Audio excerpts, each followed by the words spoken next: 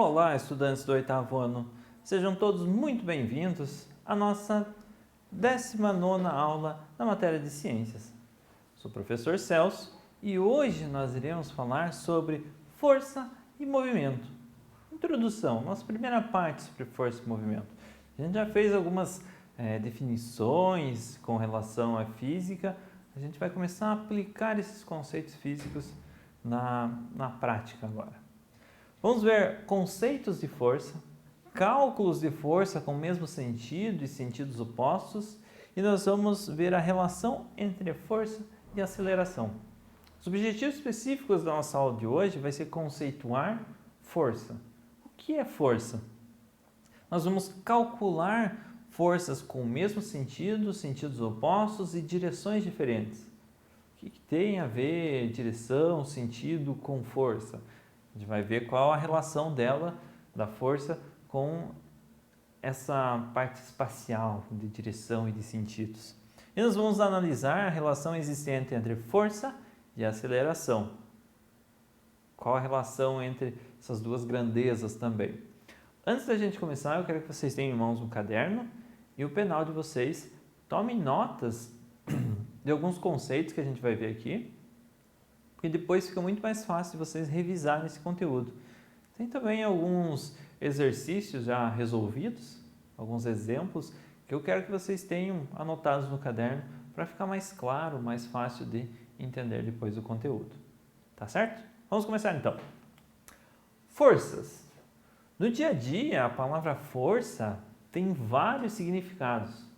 Muitas vezes ela é usada no sentido de esforço muscular, como um puxão ou um empurrão, levantar uma sacola de compras ou empurrar a cama para varrer. Acredito que todo mundo faz isso, né? Tirar os móveis do lugar para limpar embaixo deles e tal.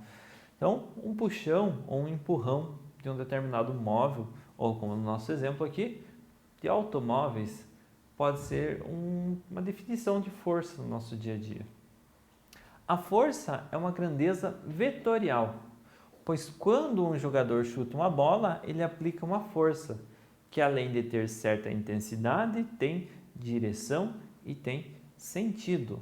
Então, grandezas vetoriais, elas vão ter direção, sentido e uma intensidade. É a direção e o sentido da força que determinam se a bola foi chutada para cima, ou para a direita, ou para a esquerda, ou se ela foi chutada para o gol do adversário, ou para o seu próprio gol. Foi recuado ou chutado para o gol do adversário. É graças à direção e o sentido. Indicamos uma grandeza vetorial por uma letra, e acima da qual é colocada uma seta. Então, você tem uma letra, no nosso caso de força, nós vamos utilizar o F, relacionado à força, e em cima dessa letra vou colocar uma seta, uma flechinha. Isso vai estar representando uma grandeza vetorial. Quer dizer que a linha traçada, ela vai estar representando uma direção, ela vai estar representando um sentido e ela vai ter uma intensidade, uma quantidade de força. Mas quando estamos falando somente sobre a intensidade de uma grandeza vetorial, a seta não é colocada. Se eu estiver falando somente sobre a força que foi utilizada para chutar a bola, por exemplo, eu não vou colocar a seta, eu vou fazer ali um símbolo de força igual a 20 newtons, por exemplo. A bola foi chutada a uma força de 20 newtons. Indiferente se ela foi tocada para um companheiro de time, se ela foi chutada recuada para o gol, ou se ela foi chutada em direção ao gol adversário. Ela só foi aplicada uma intensidade de força sobre ela. Se eu estou usando um vetor, coloco uma flechinha em cima dessa simbologia do F, eu vou estar dizendo que a bola foi chutada com essa direção e esse sentido, e uma determinada intensidade de força. A gente vai esmiuçar um pouquinho mais para frente. A unidade para medir a intensidade de uma força no Sistema Internacional de Unidades, Sistema SI, é o Newton, cujo símbolo é a letra N maiúscula. Um aparelho utilizado para medir uma intensidade de força é o dinamômetro. Muitos dinamômetros funcionam com uma mola que se deforma proporcionalmente à força aplicada sobre ele. Você tem uma balança, por exemplo, a balança, você está aplicando uma força sobre ela, quando você para em cima dela, força-peso, né, que a gravidade atrai ao nosso corpo. Aqui é o dinamômetro, é muito usado para medir pesos, no caso a balança é um dinamômetro, e o peso é a força com que a Terra atrai os corpos. Então, o nosso peso sobre a balança vai deformar uma mola que tem dentro da balança, se ela não for uma balança digital, e conforme essa mola for deformada, ela vai indicar um determinado peso. Então, é assim que funciona o dinamômetro. Aqui nós temos um exemplo no dinamômetro. Quanto mais eu puxar esse gancho, maior vai ser a deformação da mola e maior vai ser a força que eu apliquei sobre esse dinamômetro. Igualmente com o peixe lá pendurado no dinamômetro, quanto maior o peso dele, maior vai ser a deformação de uma mola e, consequentemente, maior vai ser a sua força que está sendo aplicada, maior vai ser a sua força-peso. Direção e sentido. A intensidade de uma força sempre estará acompanhada de uma direção e um sentido de aplicação. Direção refere-se ao plano que está sendo aplicada a força. Ou vai ser na direção vertical, ou vai ser na direção horizontal. Vertical é no sentido dos prédios, por exemplo, e horizontal é o horizonte, quando você olha o sol se pondo no horizonte. Então, você olha horizontal. Uma dada direção possui sempre dois sentidos. Por exemplo, na direção vertical temos o sentido de baixo para cima e o sentido de cima para baixo, enquanto na direção horizontal temos o sentido da direita para a esquerda e da esquerda para a direita. Então, toda direção possui dois sentidos. Nós temos uma imagem aqui mostrando isso que a gente acabou de definir. As direções elas podem ser horizontais ou verticais e dependendo dessas direções, nós vamos ter sentidos diferentes, dois sentidos diferentes. Se ela for uma direção horizontal, ou ela vai ser para a esquerda, ou ela vai ser para a direita. Se ela for uma direção vertical, o sentido dela vai ser para baixo, ou vai ser para cima. Então agora fica um pouco mais claro o esquema do jogador de futebol lá tocando a bola. Ele vai tocar numa determinada direção, geralmente horizontal, e essa direção ou vai ser para a direita, em direção ao gol adversário, por exemplo, ou vai ser para a esquerda, recuando a bola para o seu goleiro, para o seu colega de equipe. Quando duas forças são exercidas na mesma direção e no mesmo sentido, seus efeitos se somam.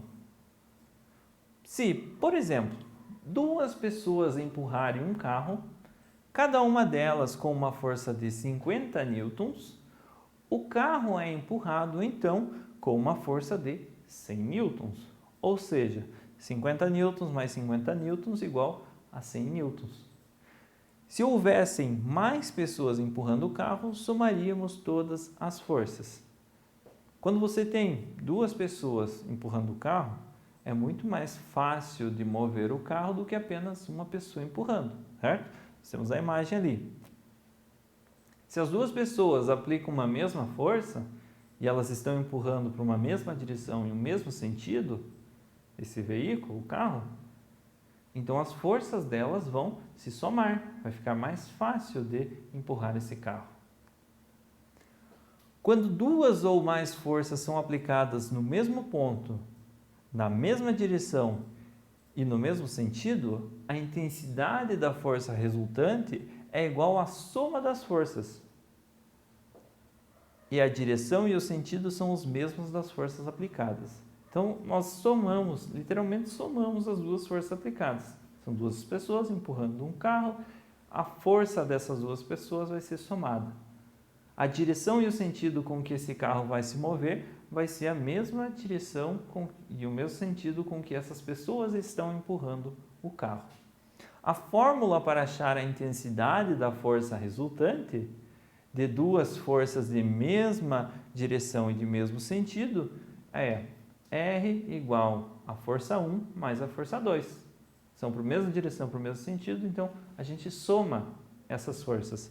A força resultante vai ser a soma dessas duas forças aplicadas sobre um corpo. A força resultante é a força que pode substituir o conjunto de forças aplicadas no corpo, produzindo o mesmo efeito. Então, no caso, aqui em vez de eu marcar duas forças empurrando esse carro, eu poderia marcar apenas uma força, uma seta maior que estaria representando as duas forças aplicadas. Quando temos forças com mesma direção, mas sentidos opostos, a força resultante será a diferença entre o valor das forças, expressa na fórmula, representada na fórmula de força resultante, igual a F1 menos F2. Então, ali nós temos um exemplo.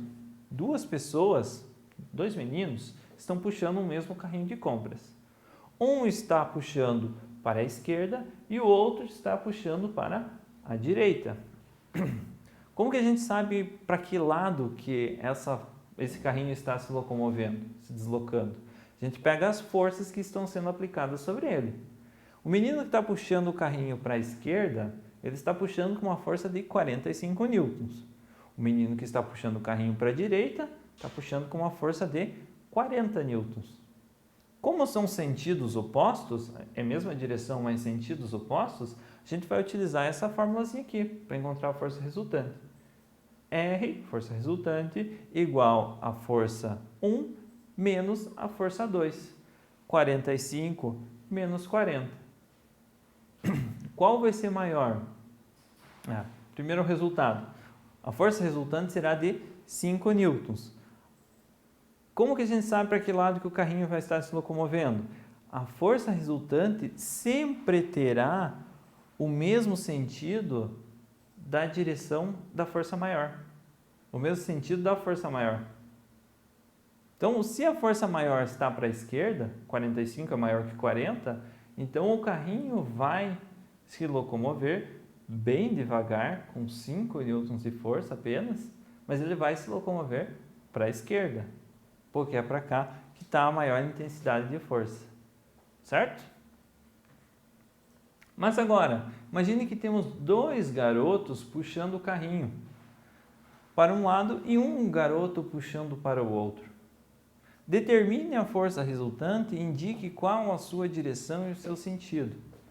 Agora nós temos 3 meninos brigando por um carrinho de compras. Não sei porquê, mas enfim, faz parte do problema.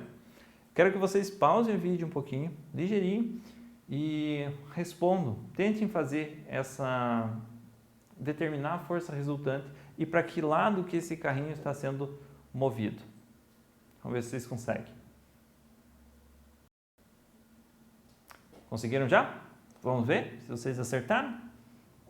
Para determinar a força resultante, primeiro devemos somar o valor das forças que têm mesmo sentido, que apontam para a esquerda, no caso. Aqui nós temos 2 meninos puxando para a esquerda e um menino puxando para a direita.